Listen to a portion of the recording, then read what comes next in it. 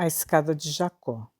Livro psicografado por Carlos Antônio Bacelli, pelo espírito Inácio Ferreira. Capítulo 29. Tenho, meu caro Odilon, disse o Dr. Wilson, me preocupado com a juventude espírita. Na minha opinião, os companheiros que se sintam à frente do movimento deveriam dedicar maior atenção aos jovens que, a bem da verdade, não vêm encontrando espaço para atuar em seus grupos doutrinários. Raras são as casas que têm incentivado os moços e moças espíritas, apoiando-lhes as iniciativas enobrecedoras. Estou de acordo, disse antes que o instrutor se manifestasse a respeito. Os mais antigos da doutrina parecem ficar enciumados dos mais jovens. Muitos centros espíritas não dedicam à mocidade a atenção que deveriam para a formação de novos seareiros. Preocupam-se em excesso com as reuniões mediúnicas e opõem resistência às iniciativas da juventude que, não raro, são vistas como ameaça ao equilíbrio do grupo.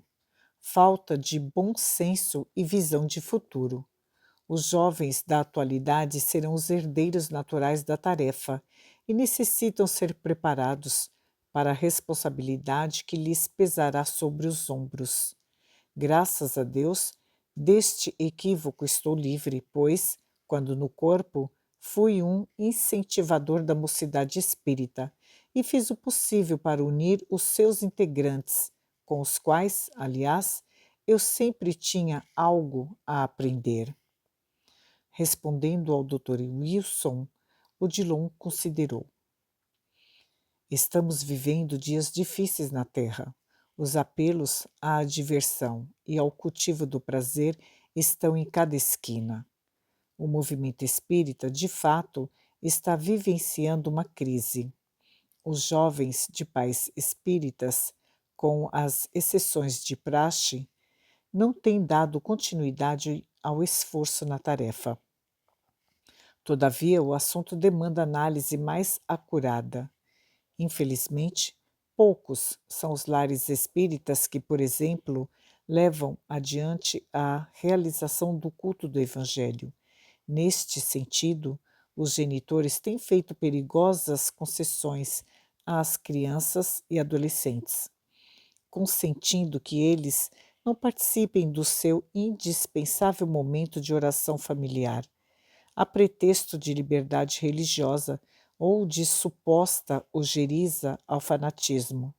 Relaxam na disciplina e não fazem questão de que os filhos estejam presentes quando, uma vez por semana, se reúnem em torno do Evangelho.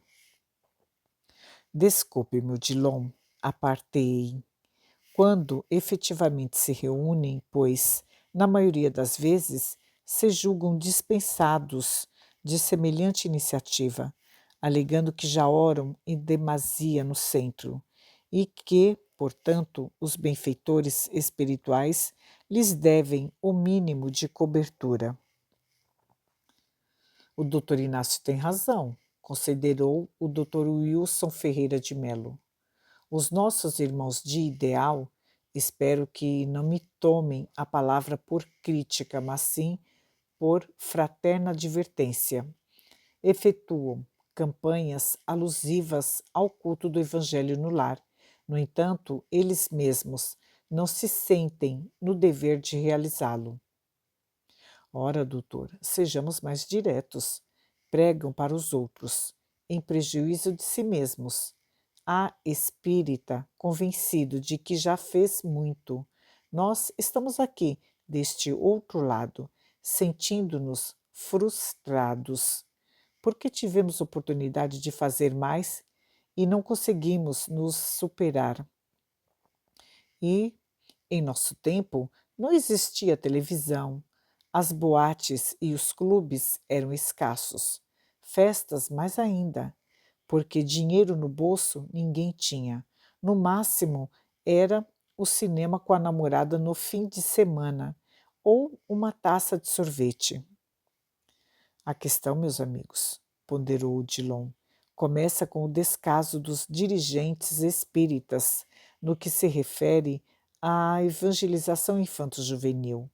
As nossas crianças e adolescentes não têm o incentivo de frequentar a casa espírita e, consequentemente, não são educados à luz da doutrina. Os evangelizadores não têm o apoio de que necessitam para levarem adiante a sublime empreitada. Com relação à evangelização infanto-juvenil, emendou o Dr. Wilson, o descaso é significativo. Pouco ou quase nada se investe neste sentido. Mais que significativo, o descaso é tremendo, enfatizei. Lembro-me de que nossas irmãs evangelizadoras, verdadeiras heroínas da educação espírita, me procuraram pedindo material didático. A diretoria do centro não queria nem saber e achava que fazia muito em conceder-lhes um espaço no fim da tarde de sábado para se reunirem com as crianças. Lanche para os meninos, guloseimas e doces? Ai, as pobrezinhas tinham que se virar para conseguir algumas balinhas, no intuito de agradar os meninos, na esperança de que eles voltassem na semana seguinte, se não pelas aulas em si, mas pelo menos por causa das balas. O mentor, sorrindo do meu jeito de expor o problema, retomou a palavra explicando. Inácio, neste sentido, não era tão somente descaso. Os centros espíritas sempre lutaram com reais dificuldades para se manterem. Hoje é que a coisa, do ponto de vista econômico, melhorou um pouco. Muitas casas funcionavam à luz de lampião, porque não conseguiam numerário suficiente para instalar energia elétrica. Deixemos, no momento, este aspecto de lado e detenhamo-nos no mais importante, a evangelização infanto-juvenil e a juventude espírita que, de certa maneira, estão sendo esquecidas pelo movimento. Não podemos restringir o movimento espírita aos adultos, sob pena de criarmos um vácuo doutrinário impreenchível e comprometermos o futuro. E o mais grave, os pais espíritas estão falhando na missão que lhes foi confiada, junto aos espíritos que receberam na condição de filhos na presente encarnação. Sem dúvida, conforme tivemos oportunidade de destacar, o mundo hoje oferece N opções para o jovem se distrair e se omitir espiritualmente. Os pais têm sido demasiadamente coniventes. Esta que é a verdade, Odilon. Crianças a partir de 6, 7 anos de idade estão mandando dentro de casa.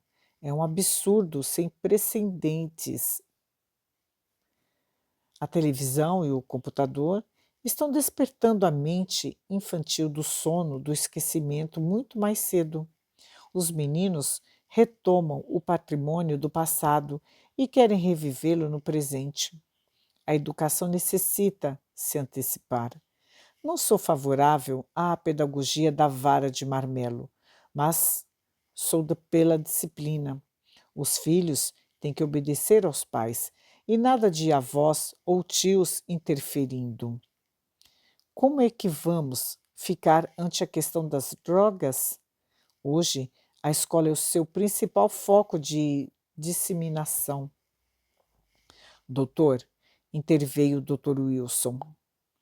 O senhor tocou num assunto que vem destruindo a juventude, prova da qual nem mesmo os pais espíritas têm se isentado. Prova voluntária, exclamei.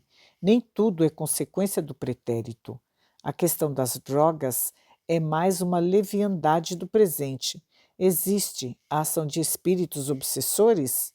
É lógico que existe, mas é uma ação consentida. O joio se alastra onde encontra campo desguarnecido. A raiz do problema é a desestruturação familiar. O homem ainda não está preparado para tanta liberdade, falou Dillon. Vejamos como, em síntese, tudo é devido à falta do evangelho no coração.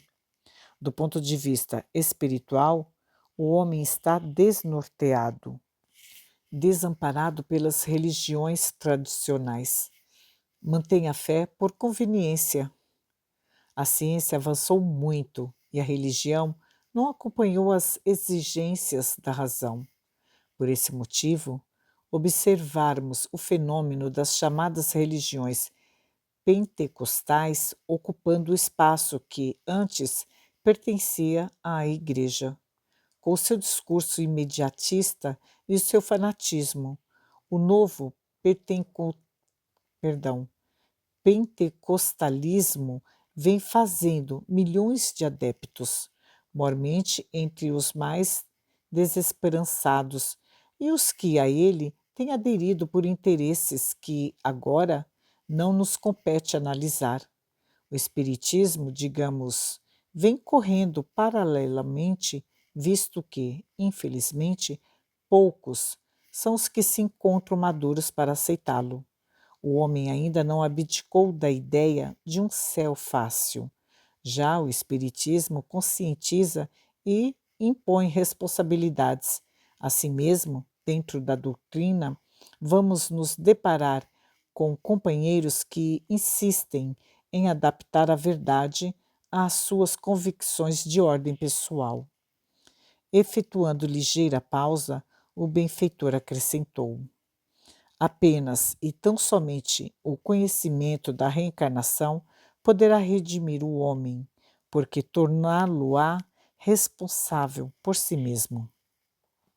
Mas é justamente, Odilon, o que o homem não quer, argumentei.